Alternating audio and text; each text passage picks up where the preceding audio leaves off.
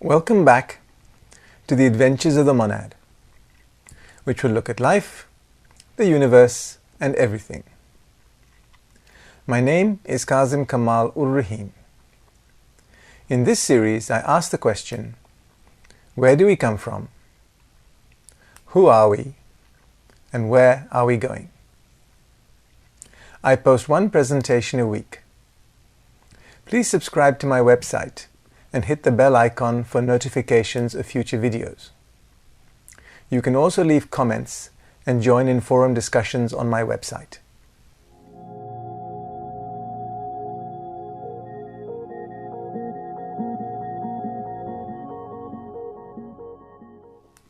In the previous presentation, I outlined the distinction between a plane and a world.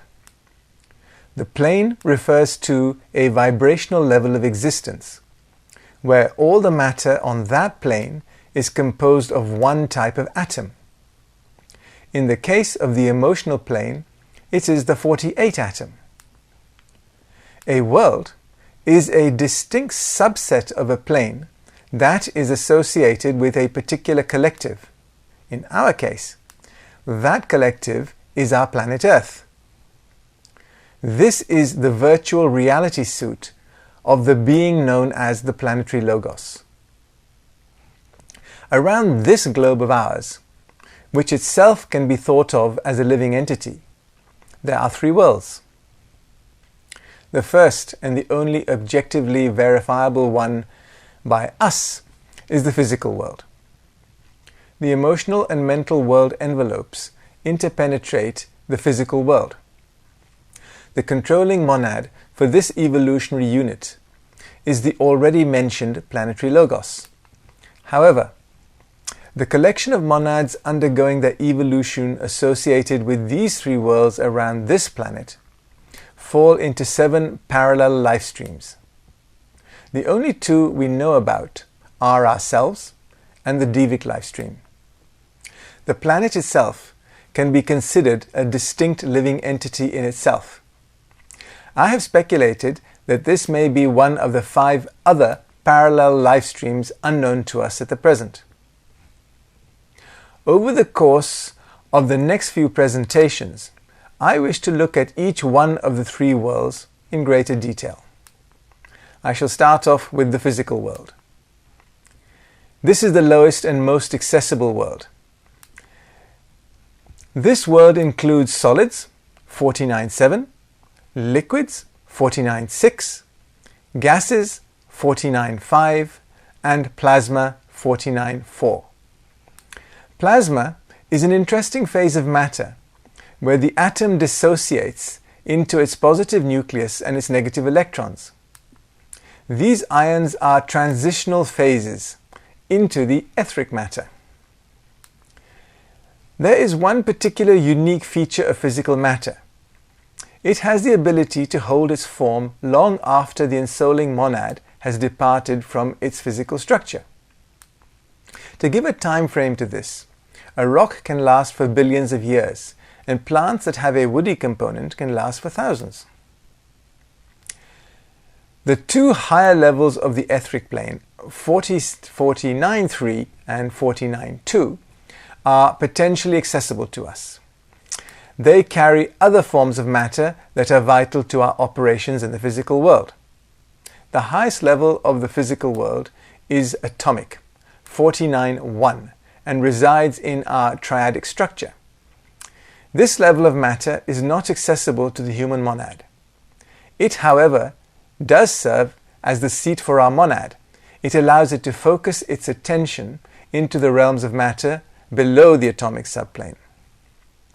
This only occurs when the monad starts its journey into the 4th kingdom and is deemed to be a young soul. Let us look at the etheric plane in greater detail. The etheric plane is the upper half of the physical plane and includes molecules vibrating on the 49.4, 49.3 and 49.2 subplanes. The highest level, 49.1, is atomic and can simply be referred to as the 49 atom. This 49 atom is the fundamental particle from which all physical and etheric matter is composed, including quarks, protons, neutrons, and other subatomic particles. Electrons are exempt from this list for reasons I do not wish to discuss at present. Every physical object has an etheric counterpart. This etheric counterpart interpenetrates the physical component and can be seen as an aura extending just beyond the surface of the matter form. The relationship between physical matter and etheric matter is an interesting one because the etheric counterpart of a life form is the template around which the physical organism grows. I could just leave that statement there, but I want to go back to my favorite topic in all of esoterics, chains and globes. I told you that the Bahishads, a group known as the lunar Devas, were responsible for creating our templates in the previous moon chain. Well, guess what? Here we turn up on the Earth chain, and for technical accuracy, on the fourth globe in the fourth round. And we have the material world constituted in the way it is. I hope you see now, this all fits wonderfully together. It took a previous chain to develop a template for the existence of physical matter, and it took our globe in its fourth incarnation to manifest a material component out of this etheric template. You can look at this template from the aspect of a single material atom, but you can also see it in the context of a whole complex organism like ourselves. Both had their templates constructed a long time ago on a completely different chain, the moon chain. So in the physical world, we have these two interwoven components, the physical and the etheric. Neither of them is capable of independent activity. This is a vitally important fact to realize, and how this affects our lives is discussed shortly and in future presentations. The simple takeaway fact is that the etheric and the physical bodies are two halves of a whole, remaining intimately connected during physical life. Is it possible to see the etheric plane of matter? Yes, it is, and you do not need psychic powers to do so. You do not need any magical property linked to your third eye and be clairvoyant to see into these molecular subplanes. Clearly, this faculty is not just going to pop up and present itself to us. Like everything in life, we have to raise our level of consciousness until our physical sight evolves to be able to see into these higher frequency bands. Those that have this faculty have reported that light on the etheric plane of matter is more vivid and often iridescent.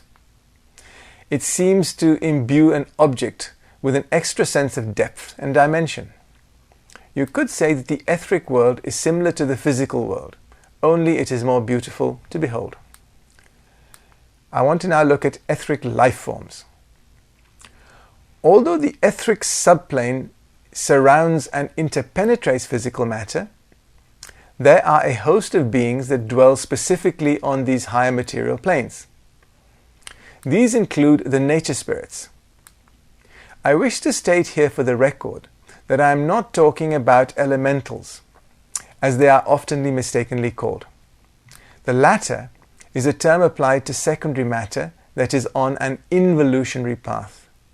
The nature spirits are on an evolutionary path and are composed of quaternary matter.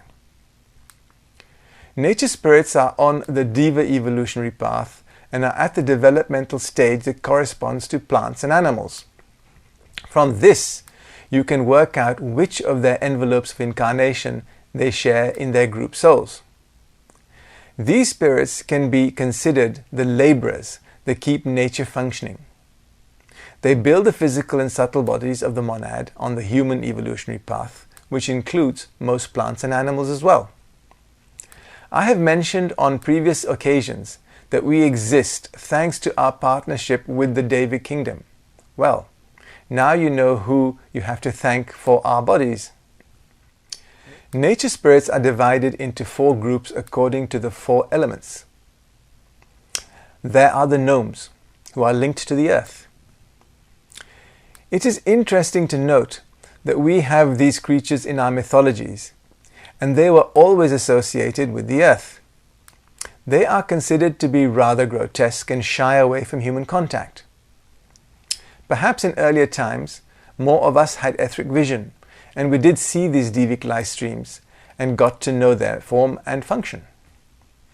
The second group are the undines, and they are linked to the element of water.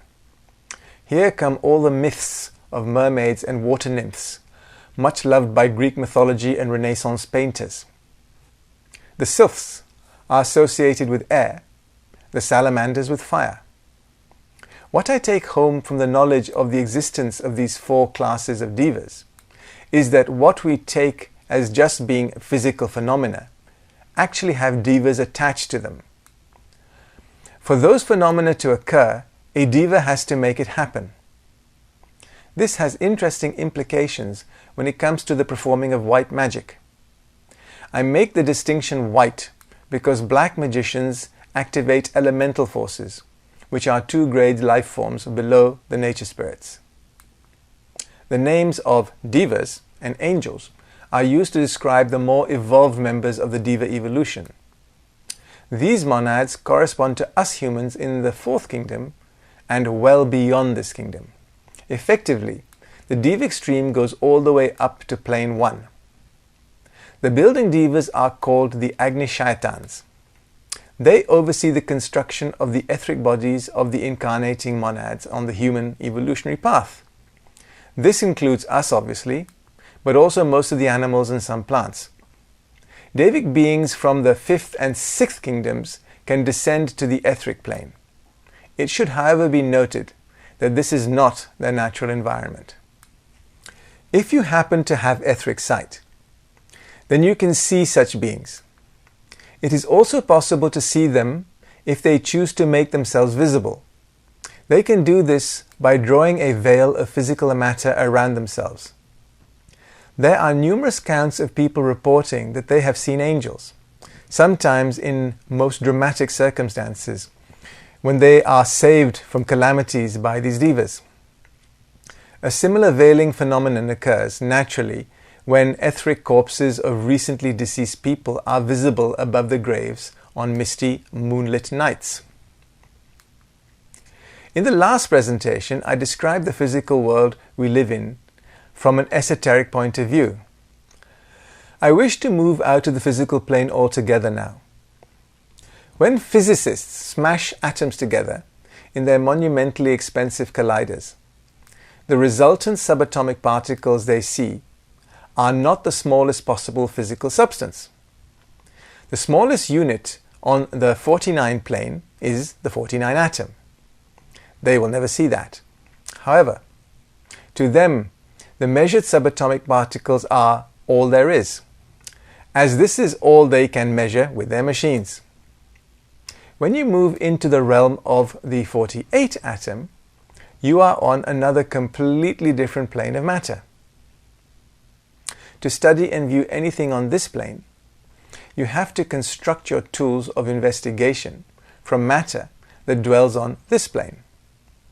It is for this reason that humankind is never going to get proof of more than the lowest plane of matter until they develop the faculties within themselves to begin investigating this higher realm.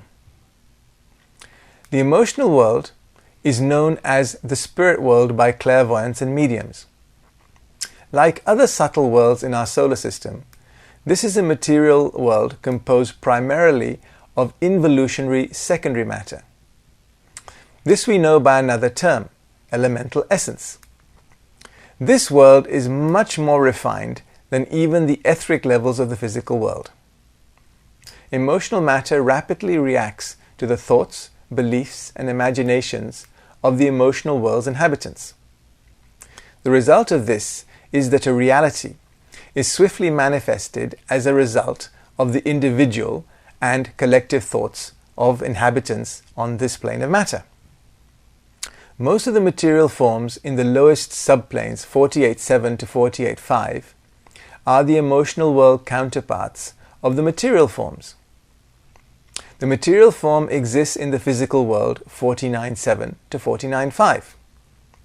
The net result of this is that the three lowest regions of the emotional plane correspond very closely to the reality we know on the earth.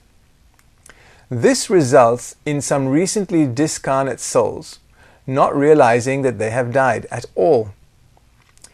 The three higher molecular levels, 48.4 to 48.2, are created by individuals and the collective imaginations of their inhabitants.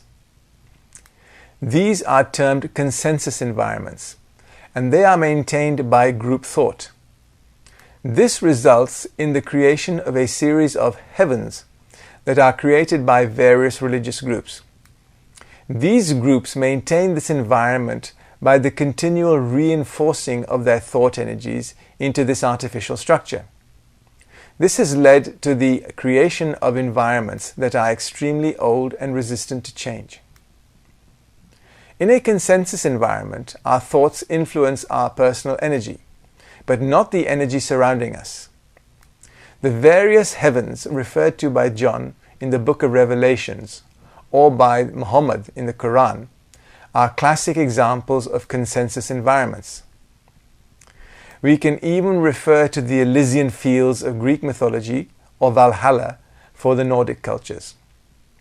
What is important to note is that when we enter these environments, our thoughts do not change their structure. We just dwell within them and reinforce their overall appearance. Within such environments, we can conjure up our personal saviors, be greeted by them, and get told what excellent souls we generally are. This is a fantastic place until you eventually get bored with this repetitive reenactment of your wildest imaginings and realize that it is fake. The soul is then ready to take the next step in its journey after death. But we get to this later. As is alluded to in my previous presentations, most emotional matter, 48.7, resides within the earth. Hence, this is known as the underworld. Emotional world beings can move through matter because their energy is much finer than atoms vibrating on the 49th plane. They move through the gaps, but there is some resistance. Memories of this resistance manifest in some nightmares when we feel we are moving through treacle. I also mentioned that night does not exist in the emotional world or on any higher world. The reason for this is that subtle matter does not block light. The sun emits 7 types of light. This should not be confused with the spectrum you see when you split a beam of white light and get a rainbow effect. Physical light is energy emitted from the 49 atom. Other types of light are emitted with the atoms of the 6 higher planes. Higher subplanes on the emotional world extend further from Earth. The highest of those being about 150,000 miles into space. This highest level contacts the emotional world on the moon. The Akashic records are the collective memory of the solar system and can be accurately read from the mental plane. The so-called Akashic records on the emotional plane are dim and distorted reflections of this mental record. A good way to understand just how distorted this reflection is can be imagined if you think of it as being an image that is viewed in a pool of water that is full of ripples. Not only are there ripples, but the viewer is seeing the image presented upside down. If this does not give you a headache, then you have a very tough constitution. The Akashic records should not be confused with a profusion of man-made thought forms that are continually being made on the emotional and mental planes. These thought forms are based on consensus beliefs. They are synthetic and are easy to read, but they are false and based on half-truths.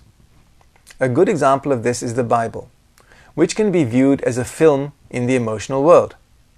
It is, however, nothing more than a consensus projection of people's thoughts through the ages. In the movie, you will see Jesus being born in a stable, when no such event ever occurred. Thought forms used on consensus beliefs gives rise to synthetic people. These consensus thoughts quite literally create a fake Jesus. The real Jesus, whose name was Jeshu, lives on the divine plane 44. Christ, the Bodhisattva, who overshadowed him, dwells on the monadic plane 43. However, people in their sleep state and clairvoyance are continually seeing Jesus on the emotional plane 48. So the next time you happen to bump into Jesus on your nightly sojourns to the emotional plane, and you happen to remember the encounter, beware. This is a synthetic creation. It has been created by everyone who has ever thought about Jesus. It is effectively an archetypal conception of Jesus. The synthetic Jesus has no intelligent consciousness and can only mirror your thoughts and expectations back to you. People of other faiths should not feel left out.